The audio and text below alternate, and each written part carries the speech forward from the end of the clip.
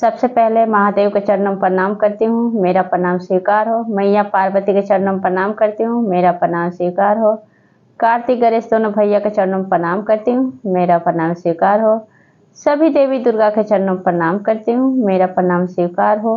आप सभी गुरु भाई बहन के चरणों में प्रणाम करती हूँ और महादेव से दया मांगती हूँ कि हे महादेव, जितने मेरे गुरु भाई बहन हैं सब पे दया कीजिए, पल पल दया कीजिए। जो आज मैं कथा सुनाने जा रही हूँ, एक नादान लड़की जो कि 8 साल की रहती है, 8-10 साल की रहती है, उसके शिव भक्ति से महादेव हुए खुश। कथा बहुत सुंदर है, शुरू से अंत तक सुनिएगा और कथा अच्छा लगे तो मेरे वीडियो को लाइक कीजिए। अगर आप लोग नए हैं तो चैनल को सब्सक्राइब कीजिए, घंटी के निशान को जरूर दबाएं ताकि कोई भी कथा डाले तो आप लोगों के पास आसानी से पहुंच जाए और आप लोग रोज महादेव की अच्छी नई नई शिव चर्चा कथा सुन सके। और दोस्तों में, रिश्तेदारों में शेयर कीजिए। कमेंट बॉक्स में हर हर महादेव जरूर लिखिए, क्योंकि भगवान का नाम बोलने से, लिखने से, सुनने से सारी कष्ट, सारी परेशानियां दूर होती हैं। और गुरु भाई बहन, आप लोग से हाथ जोड़ के विनती करती हूँ कि आप वीडियो तो देखते हैं लेकिन वीडियो को लाइक नहीं करते। आप लोग के साथ से, आप ही लोग के सपोर्ट से इस वीडियो को ज़्यादा से ज़्यादा लाइक करें ताकि जो महादेव का शिव शिष्य, महादेव के भक्त नहीं सुन पाते हैं चर्चा, उनके पास आसानी से पहुँच जाए। तो चलिए ज़्यादा बात नहीं करते हुए कथा शुरू करती हूँ। एक गांव में एक लड़की रहती थी। लड़की का नाम था नंदिनी। नंदिनी अपने पिताजी के साथ रहती थी। नंदिनी की माँ मर गई थी, नंदिनी की माँ नहीं थी। उसके पिताजी जो थे नंदिनी के, तो क्या करते थे, उनके घर पे ही बगल में एक शिव मंदिर था। शिव मंदिर में रोज नियम से पूजा करने जाते थे और भोग लगाते थे। शिव मंदिर में महादेव, मैया पार्वती, गणेश, कार्तिक चारों परिवार महादेव का मूर्ति रखे थे और पूजा पाठ करते थे, भोग लगाते थे नित्य प्रतिदिन। नंदिनी के पिताजी ऐसा ही करते थे। नंदिनी जो थी अपना धीरे धीरे उसके पिताजी उसे पाले, अकेले ही, शादी दूसरी नहीं किए। और नंदिनी जब बड़ी हुई तो जब स्कूल जाने लगी तब क्या हुआ कि एक दिन की बात है, गुरु भाई बहन, जब स्कूल से नंदिनी आ रही थी तब देखते कि रोज उसके पिताजी ऐसा ही काम करते थे। रोज महादेव के मंदिर में पूजा करते, भोग लगाते, तो रोज नित्य प्रतिदिन नंदिनी देखती रहती थी। फिर क्या हुआ कि कुछ भाई बहन जा रहे थे यात्रा, बैजनाथ धाम जा रहे थे घूमने के लिए, महादेव के दर्शन करने, पूजा करने जा रहे थे। तो कहते हैं नंदिनी के पिताजी से कि भाई साहब आप भी चलो हमारे साथ। तो कहते हैं नंदिनी के पिताजी कि नहीं, मैं नहीं जा सकता हूँ, मेरी लड़की जो है बहुत छोटी है और वो नहीं संभाल पाएगी, घर का भी काम नहीं कर पाएगी और महादेव को भी भोग नहीं लगा पाएगी और पूजा वूजा नहीं कर पाएगी, क्योंकि वो खुद स्कूल जाती है। तब कहते हैं जो भाई बहन जा रहे थे, गुरु भाई बहन, तो कहते हैं एक बार आप बोल कर तो देखिए, क्या पता आपकी लड़की कर लेगी, क्योंकि नंदिनी जो थी वो 10 साल की थी। तब कहते हैं नंदिनी के पिताजी कि बेटा नंदिनी, क्या तुम महादेव के पूरे परिवार को भोग लगा दोगी, नवा दोगी जैसे मैं करता हूँ? तब कहती है नंदिनी कि हाँ पिताजी आप जाइए यात्रा करने, मैं सारा काम कर दूंगी। तब क्या होता है गुरु भाई बहन कि नंदिनी के पिताजी अपने जो गुरु भाई बहन थे सबके साथ चले जाते हैं।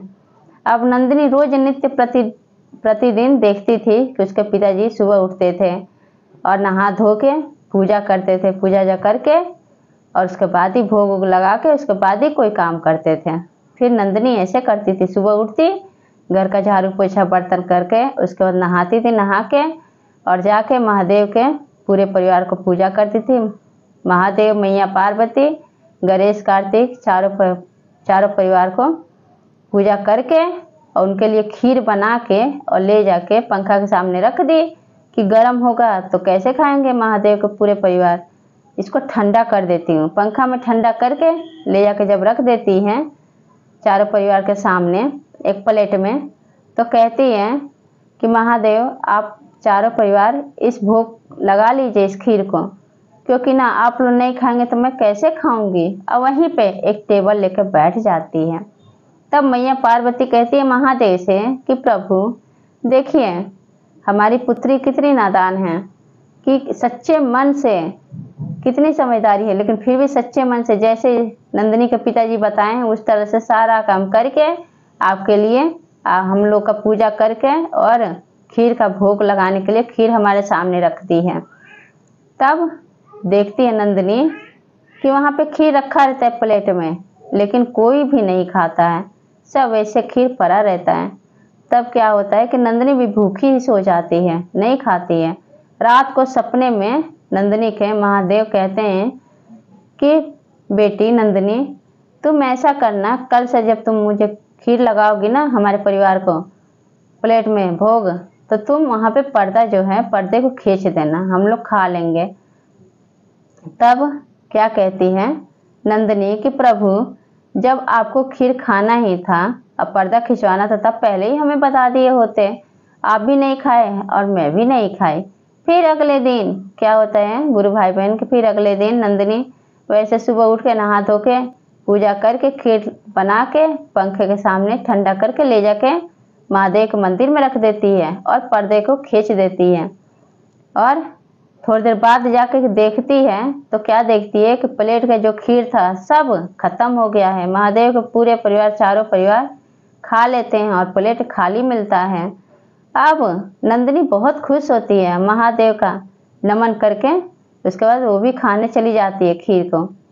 जब नंदिनी खा लेती है उसके बाद उसके पिताजी आ जाते हैं।